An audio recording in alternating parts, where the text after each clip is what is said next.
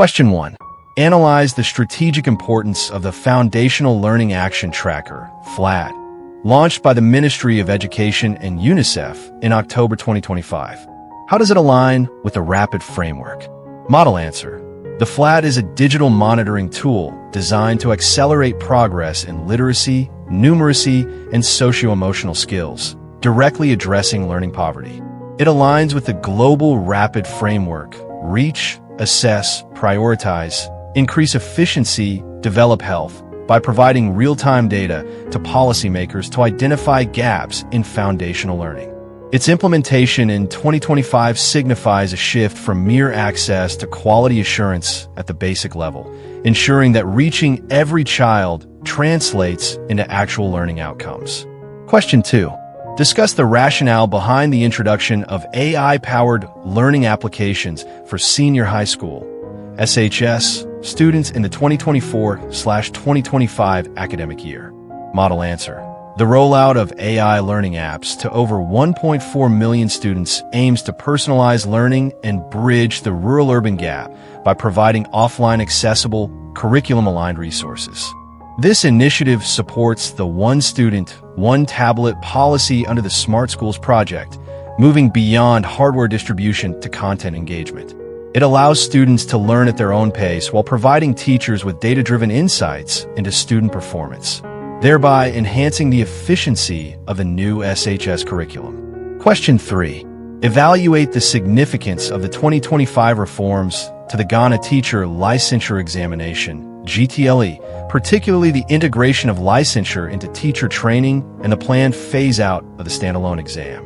Model answer. The 2025 GTLE reforms, announced by the Ministry of Education and NTC, integrate licensure assessment, including practical teaching and portfolio elements, into final-year teacher training programs, allowing level 400 trainees to sit components during studies.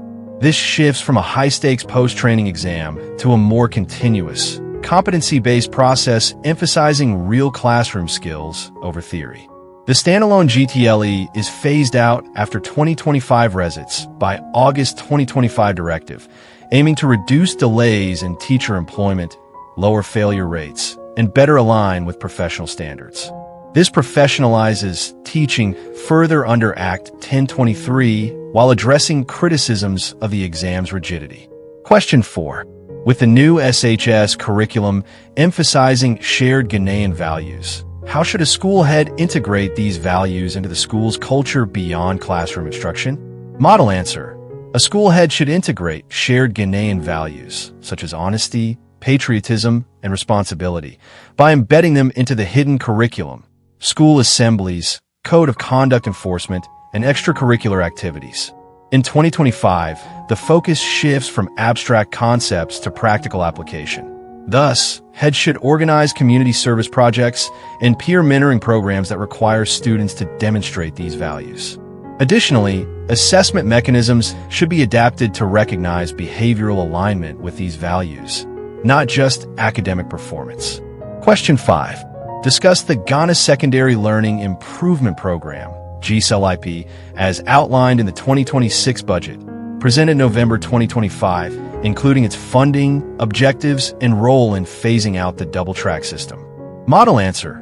GES is a World Bank-supported infrastructure and quality enhancement initiative valued at over $180 million, with 1.1 billion Ghana cedis allocated in 2026, running from 2026 to 2027. It targets expansion of facilities, upgrades of Category B and C schools, and resource improvements to accommodate free SHS enrollment growth. Its core goal is to fully eliminate the double-track system by 2027, with partial reversions already in 99 schools for 2025/2026, restoring a single-track calendar, reducing administrative burdens, and enhancing learning contact hours. This reflects a sustained commitment to equitable access and quality secondary education amid fiscal constraints. Question 6. Assess the impact of the Common Core curriculum on GES graduates entering SHS in 2025. What challenges might they face? Model answer. The Common Core curriculum, CCC, emphasizes critical thinking, project-based learning, and core competencies for CS, rather than rote memorization.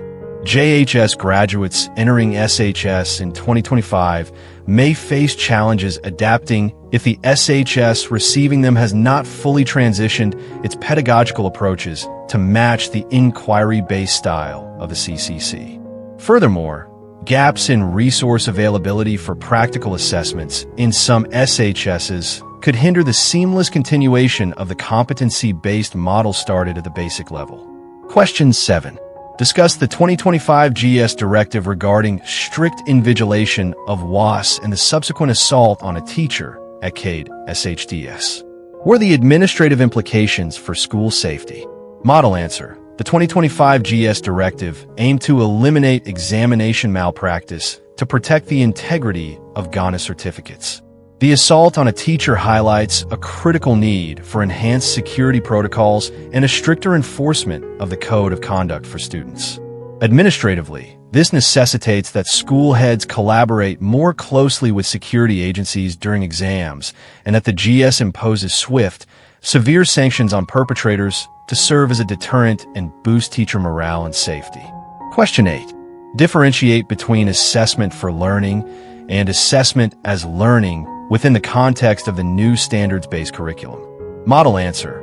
Assessment for learning involves teachers using assessment evidence to adjust instruction and provide feedback to move learners forward formative.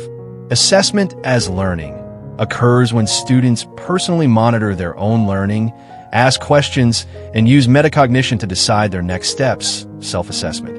The new curriculum prioritizes both to shift students from passive recipients to active owners of their learning journey, requiring teachers to facilitate self-reflection sessions. Question 9. How does the National Pre-Tertiary Education Curriculum Framework, NPECF, redefine the profile of the Ghanaian learner? Model answer. The NPECF redefines the learner not just as a consumer of knowledge, but as a competent, confident, and responsible citizen capable of complex thinking. It emphasizes attributes such as digital literacy, cultural identity, and leadership skills. This profile guides curriculum developers and teachers to focus on holistic development, head, heart, and hand, ensuring graduates are globally competitive yet locally grounded. Question 10. Analyze the shift from objective-based curriculum to standards-based curriculum in Ghana. What was the primary motivation? Model answer. The shift was motivated by the observation that the objective-based curriculum focused heavily on content coverage and passing exams, often leading to chew and pour with low retention of skills. The standards-based curriculum aims to benchmark Ghanaian education against global standards, focusing on what students can do, competencies, rather than just what they know. It seeks to resolve the skills gap by ensuring every learner meets specific performance standards at each stage before progressing. Question 11. Discuss the role of the National Council for Curriculum and Assessment, NACCA, versus the West African Examinations Council, WAC, in the 2025 educational landscape. Model answer. NACCA is responsible for developing the curriculum and assessment standards, ensuring content aligns with national goals and values. WAC, an external body, administers the final certification exams, WAS/BEAS, based on these curricula. In 2025, the synergy is critical. NACCA ensures the curriculum is taught effectively via PLCs, while WAC must adapt its testing items to measure the higher-order thinking skills and competencies prescribed by NACCA rather than just recall. Question 12. Explain the differentiation strategy in the new curriculum and how a head teacher can supervise its implementation. Model answer. Differentiation involves tailoring instruction to meet individual student needs, content, process, product, or environment. A head teacher can supervise this by observing lesson delivery to see if teachers are using varied teaching aids and grouping strategies that cater to diverse learners. Reviewing lesson plans for specific accommodations for struggling and advanced learners, and ensuring teachers are not using a one-size-fits-all approach are key supervisory actions. Question 13. What is the National Standardized Test, NST, at the basic level, and how does it differ from a BEAS? Model answer. The NST is a national assessment, typically at P2, P4, designed to diagnose learning gaps in literacy and numeracy across the entire student population at early stages. Unlike the GES, which is a high-stakes placement exam at the end of GES, the NST is low stakes for students, but high stakes for the system, providing data to the ministry to correct systemic issues before students reach the terminal point. It focuses on system health rather than individual selection. Question 14. Discuss the concept of global citizenship education, GCED, as integrated into the Ghanaian curriculum. Model answer. GCED aims to empower learners to assume active roles in facing and resolving global challenges like climate change, inequality, and peace. In the Ghanaian curriculum, it is integrated not as a separate subject, but as a cross-cutting theme.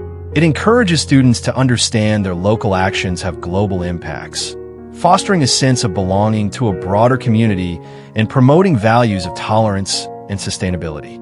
Question 15.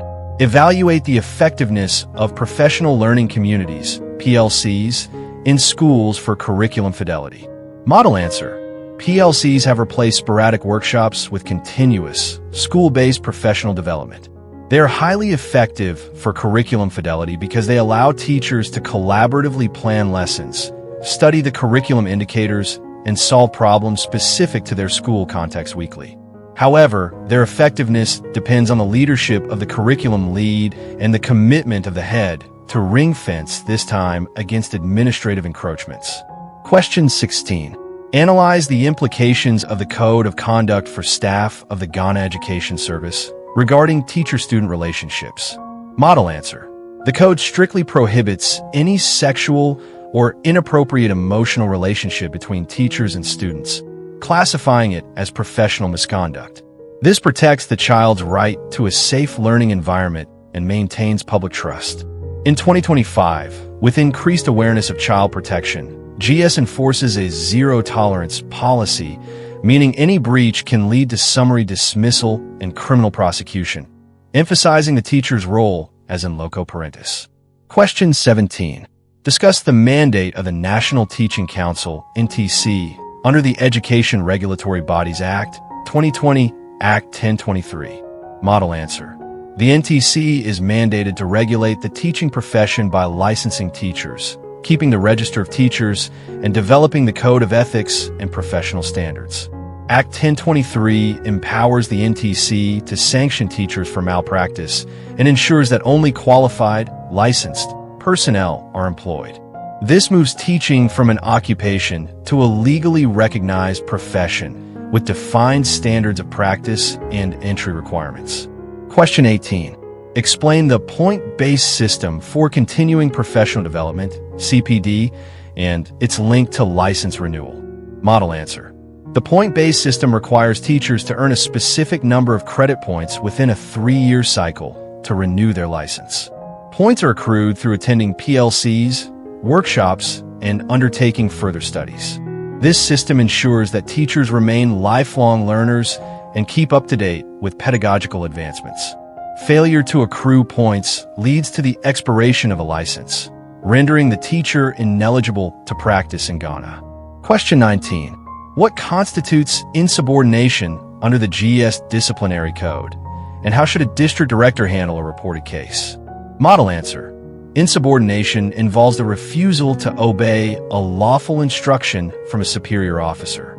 A district director should handle this by first establishing the facts through a query to the offender. If the explanation is unsatisfactory, a disciplinary committee should be constituted to investigate. The process must adhere to the principles of natural justice, fair hearing. Penalties range from warning to stoppage of increment, depending on gravity. Question 20. Discuss the role of teacher unions, NAT, NAGRAT, CCT, in the 2025 promotion exam cycle. Model answer. Teacher unions play a watchdog and advocacy role. In the 2025 cycle, they disseminate information about dates and centers to members and negotiate with GES on favorable conditions, e.g., ensuring exams are not too far from stations. They also intervene if there are systemic failures, such as mass failures or result anomalies, ensuring that the promotion process is transparent, meritocratic, and devoid of victimization. Question 21. Evaluate the challenge of teacher attrition in rural Ghana and the 2025 incentives to address it. Model answer. Teacher attrition in rural areas is driven by poor infrastructure, lack of social amenities, and professional isolation. The 2025 incentives, including the deprived area allowance and priority in study leave with pay, aim to make rural posting financially and professionally attractive. Additionally, the policy of posting newly trained teachers to their regions of origin, where possible, attempts to leverage social ties to improve retention. Question 22. Explain the scheme of service for GES staff. Why is it important for career progression? Model answer. The scheme of service creates a structured roadmap for career advancement, detailing the ranks, e.g., SNR, SUP to Director I, requisite qualifications, and years of experience needed for each. It is vital for transparency, allowing staff to predict their career trajectory and prepare for promotions. It prevents arbitrary promotions and ensures that leadership positions are filled by individuals with the appropriate cumulative experience. Question 23. Discuss the code of ethics versus the code of conduct. Are they the same? Model answer. While related, they are not identical. The code of ethics, developed by NTC, deals with the moral principles and values guiding the profession, integrity, responsibility. The Code of Conduct, GES, acts as the administrative rulebook, specifying offenses and penalties, e.g., absenteeism, drunkenness. Ethics inspire high standards. Conduct punishes low standards. Both are necessary to regulate behavior and professional identity. Question 24. What are the key provisions of the Labor Act, 2003, Act 651, concerning the termination of a teacher's appointment? Model answer. Act 651 protects workers from unfair termination. It stipulates that an appointment can only be terminated for valid reasons, competence, conduct, or redundancy, and requires due process, notice periods, fair hearing. For a teacher, this means GES cannot fire arbitrarily. There must be documented evidence of the breach or incapacity, and the teacher must be given a chance to defend themselves or be paid compensation if the termination is not for misconduct. Question 25. Analyze the impact of the Gallup Ghana Accountability for Learning Outcomes project on teacher management in targeted schools. Model answer. Gallup provides performance-based grants to schools, which often necessitates improved teacher management to meet accountability triggers. It encourages heads to monitor teacher attendance and task completion more rigorously, as funding depends on learning outcomes. This has led to better data, keeping on teacher metrics, and a stronger focus on remediation for weaker students in beneficiary schools. Question 26. How should a head teacher manage a conflict of interest regarding the sale of supplementary materials to students? Model answer. A conflict of interest arises if the head/teacher profits personally from their official position. The head must enforce the GES ban on the compulsory sale of unapproved books. Teachers should not force students to buy materials they authored or profit from. The head should ensure all materials are optional and approved by NACCA, and that financial transactions do not occur directly between teacher and student to maintain professional integrity. Question 27. Discuss the study leave with pay policy. How does the quota system affect staffing? Model answer. The policy allows teachers to pursue higher education while retaining their salary. The quota system restricts the number of beneficiaries per subject area to prevent classrooms from being emptied. While it manages staffing levels, it can demotivate teachers of non-priority subjects who struggle to get approval. It forces the administration to balance individual professional growth with the immediate need for teachers in the classroom. Question 28. Define constructive dismissal in the context of the Ghanaian educational environment. Model answer.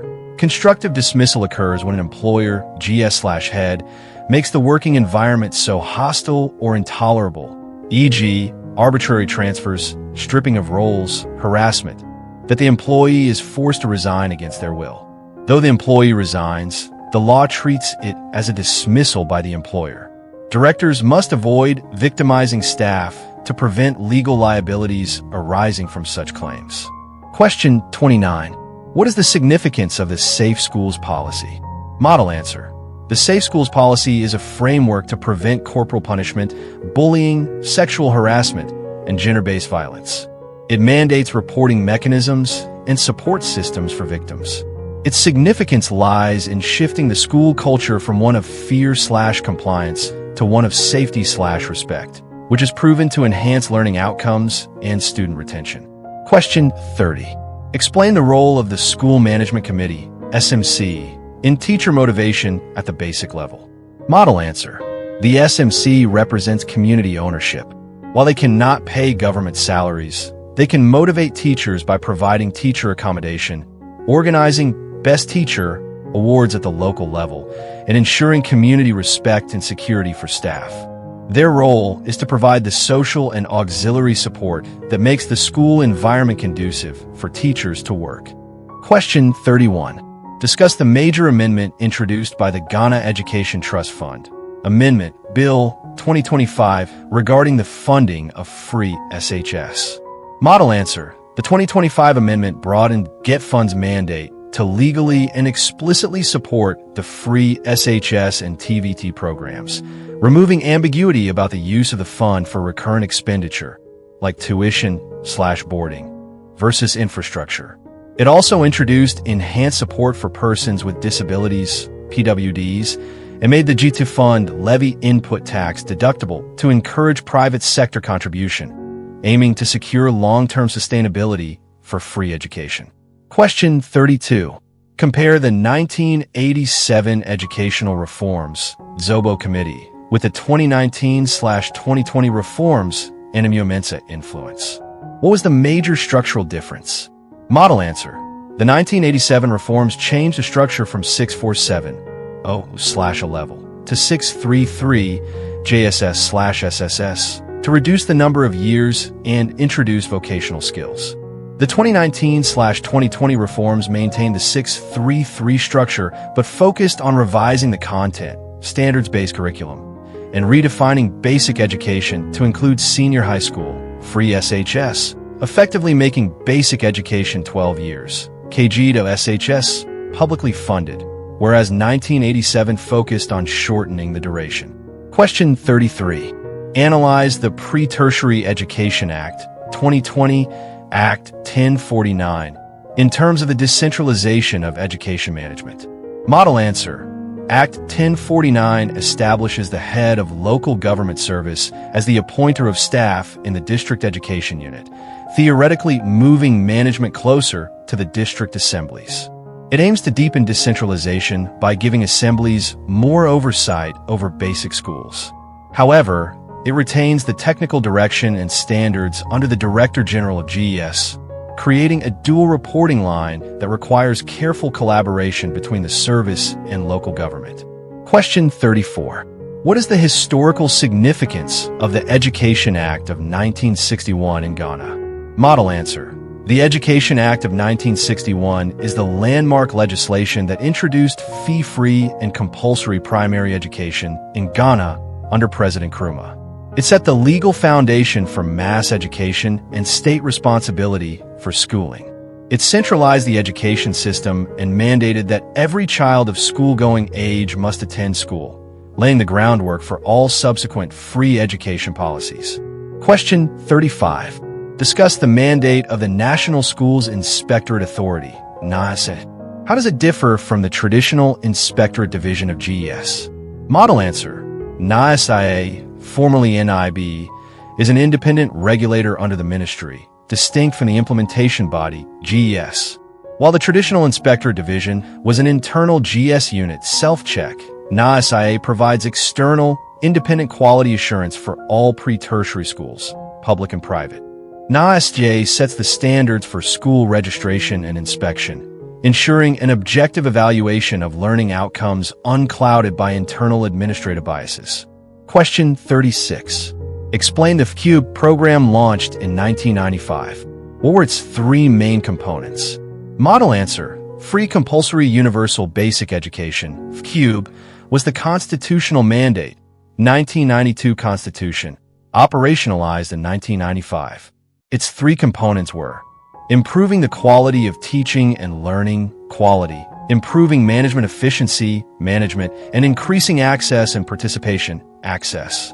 It sought to enforce the constitutional right to education and address the infrastructure and teacher deficits of the 1990s. Question 37. Evaluate the Complementary Education Agency Act, 2020, Act 1055. Who are its primary beneficiaries? Model answer. The Act established the Complementary Education Agency, CEA, to replace the Non-Formal Education Division. Its beneficiaries are out-of-school children, adults requiring literacy, and persons who dropped out of the formal system. It provides pathways for remedial education and school for life programs, ensuring that citizens who missed formal schooling still have access to educational opportunities and skills training. Question 38. Discuss the Education Strategic Plan, ESP, 2018 to 2030. What is its alignment with the Sustainable Development Goals? Model answer. The ESP 2018 to 2030 is the long-term blueprint for Ghanaian education. It aligns directly with SDG 4, quality education, by targeting inclusive, equitable quality education and lifelong learning. It focuses on pillars like removing cost barriers, free SHS, improving learning outcomes, reform of curriculum, and ensuring gender parity. It serves as the framework within which all annual budgets and donor funds are aligned. Question 39. What is the role of the Ghana Tertiary Education Commission, GTEC, regarding teacher education? Model answer. GTEC regulates tertiary institutions, including colleges of education. With the upgrade of colleges to degree-awarding institutions, GTEC accredits their programs and ensures their infrastructure meets tertiary standards. GTEC oversaw the transition of the B.Ed curriculum and the affiliation of colleges to public universities, ensuring that the training of teachers meets the academic rigor required for the new professional standards. Question 40. Analyze the Gender Parity Index, GPI, trends in Ghanaian education as of 2025. Which level of education still faces the biggest challenge? Model answer. As of 2025, Ghana has achieved near parity, GPI of 1.0, at KG and primary levels, and significant improvements at the JHS and SHS levels due to free SHS. However, the tertiary level, and specifically STEM-related fields at the tertiary level, still face the biggest challenge in gender parity. Policies now focus on retaining girls in STEM via STEM high schools for girls to close this final gap. Question 41. Explain the capitation grant policy introduced in 2005. Why is its timely release critical in 2025? Model answer. The capitation grant abolished tuition fees at the basic level by paying a per-head sum to schools for operating expenses.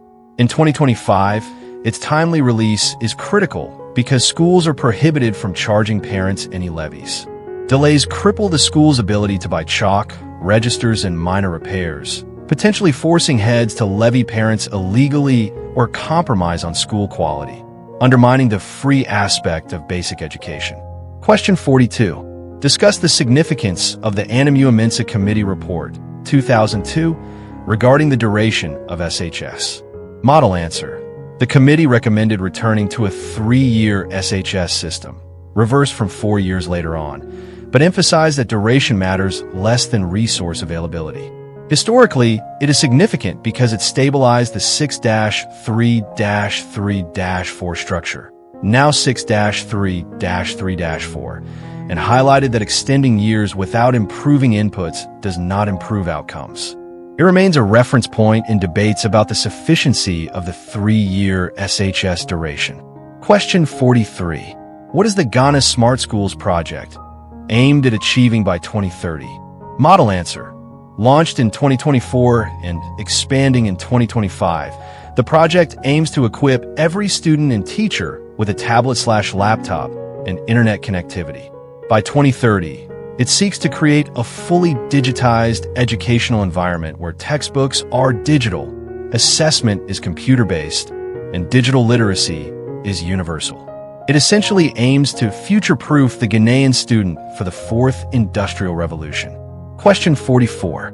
Analyze the private school's resistance to the NISIA licensing fees.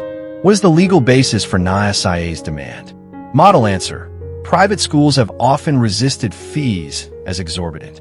However, the legal basis is the Education Regulatory Bodies Act, 2020, Act 1023, which empowers NISIA to register and license all pre-tertiary schools to ensure standards. Without NISIA certification, a school is operating illegally.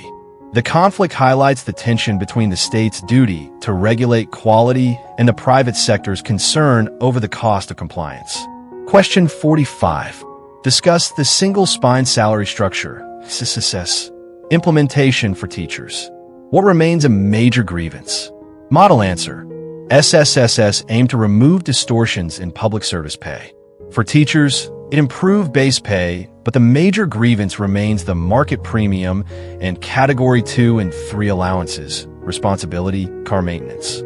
Teachers often argue that their placement on the spine does not adequately reflect the workload and extra hours, marking, supervision, compared to other public sector workers, leading to recurring strikes. Question 46. Explain the 2025 surge in TVT enrollment. Approximate 193% increase since 2020. What drove this change? Model answer. The surge is driven by the free TVT policy, inclusion in free SHS, and a massive rebranding/retooling of TVT institutions, e.g., Planet One Partnership, the modernization of workshops, and the destigmatization of vocational education, presenting it as a pathway to employment and entrepreneurship rather than a dumping ground for academic failures, has shifted public perception significantly. Question 47. Discuss the impact of the One District, One Factory, 1D1F initiative on the TVT curriculum. Model answer. 1D1F has created a direct demand for specific industrial skills. The TVT curriculum has been reformed to align with these industries, e.g., agro-processing, manufacturing. This alignment ensures that TVT graduates have immediate employability in their local districts, fostering a synergy where education feeds directly into national industrialization goals. Question 48. Analyze the double-track system in Ghana's free SHS policy. Was it a failure or a necessary intervention, considering progress toward its phase-out via GSLIP? Model answer. The double-track system, introduced in 2017, was a necessary intervention to absorb over 400,000 additional students under free SHS without immediate infrastructure, preventing widespread denial of access. It disrupted calendars and increased teacher workload, but achieved mass enrollment equity. Criticisms of reduced contact time and quality persist, yet partial reversions, e.g., 99 schools to single track in 2025/2026, and SLIP's funded expansion signal its transitional role. Overall, it is best viewed as a pragmatic necessary intervention rather than a failure, with full phase-out by 2027 prioritizing long-term quality over emergency measures. Question 49. What is the Ghana Accountability for Learning Outcomes Project, Gallup, definition of a learning grant? Model answer. Under Gallup, a learning grant is financial support given to low-performing basic schools, but it is conditional. Schools must develop a School Performance Improvement Plan, SPIP, and achieve specific accountability triggers, like teacher attendance or reading proficiency improvements, to access the funds. It links funding directly to results rather than just enrollment numbers. Question 50. Discuss the STEM High Schools Initiative, e.g., Bosom to STEM Academy. How does admission differ from traditional SHS? Model answer. STEM high schools are specialized institutions focused heavily on science and robotics. Admission often involves a specific entrance assessment or interest profiling beyond just the BEAS aggregate. They aim to nurture a cohort of innovators. Unlike traditional SHS, which offers a broad menu, these schools are purpose-built with labs and equipment to focus almost exclusively on STEM pathways. Question 51. Evaluate the school feeding program. What are the current challenges in 2025 regarding cost per head? Model answer. The school feeding program increases enrollment and nutrition. However, in 2025, the challenge is the disparity between the cost per head paid by government and the actual market price of food due to inflation. Caterers often strike or reduce food quality/quantity. The challenge is fiscal, increasing the rate to realistic levels without blowing the national budget deficit. Question 52. Explain the MyGov or digital platform integration for teacher promotion applications. What are the benefits? Model answer. Integrating promotion applications into digital platforms reduces human interface, thereby reducing corruption and missing files. It ensures an audit trail where teachers can track the status of their application. For the system, it allows for better data management of vacancies and applicant profiles, making the promotion process faster and more transparent. Question 53. Discuss the inclusive education policy. How are special schools being integrated into the broader framework in 2025? Model answer. The policy aims to move from segregation, special schools, to inclusion, mainstreaming mild disabilities. However, special schools remain vital for severe cases. In 2025, the focus, supported by the GT Fund Amendment, is on resourcing these schools better and training mainstream teachers to handle inclusive classrooms, ensuring that special needs students are not just physically in school, but are participating in learning. Question 54. What is the National Service Scheme, NSS, role in the education sector today? Model answer. The NSS provides a massive annual supply of personnel to fill teacher vacancies, especially in rural areas where trained teachers refuse to go. While they provide a stopgap for the teacher deficit, reliance on untrained service personnel affects quality. Current reforms aim to ensure NSS personnel posted to schools have some pedagogical orientation or are paired with mentors. Question 55. Analyze the BEAS grading system changes, if any, and the introduction of career technology as a subject. Model answer. The introduction of career technology emphasizes hands-on skills, formerly pre-tech/home econs. The grading system has evolved to value continuous assessment more. The analysis of student performance now looks at their ability to apply the technology, not just write about it. This prepares students for the TVT/STEM tracks in SHS. Question 56. Discuss the rural-urban divide in digital literacy. How does the Smart Schools project address this inequality? Model answer. Rural students often lack devices and data. The Smart Schools project addresses this by distributing tablets and providing offline content, the AI apps. By ensuring that the device and the content are available without needing constant high-speed internet, which is scarce in rural areas, it attempts to level the playing field, giving the rural child the same textbook/resource access as the urban child. Question 57. What is the role of the Circuit Supervisor, now School Improvement Support Officer CISO? Model answer. The change of name to CISO reflects a change in function from inspecting/policing to supporting. The CISO is expected to be a pedagogical leader, visiting schools to help teachers improve their methods, solving administrative bottlenecks, and reporting on learning outcomes rather than just inspecting lesson notes. They're the primary link between the director and the school. Question 58. Evaluate the free SHS food buffer stock system. What are the logistics challenges? Model answer.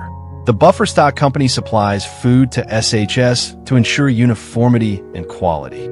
Challenges include delays in delivery leading to food shortages in schools, spoilage due to poor storage in schools, and suppliers not being paid on time.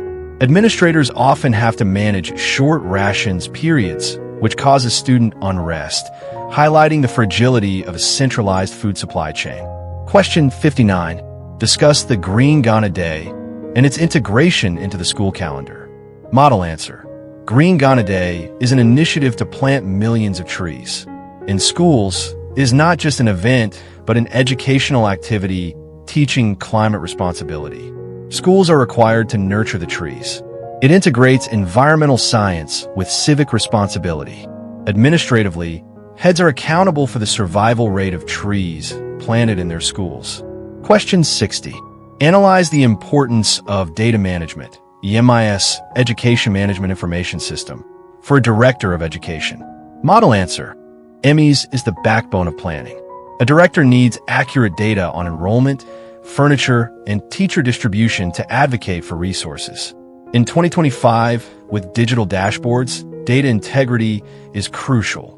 Ghost names or inflated enrollment figures distort planning.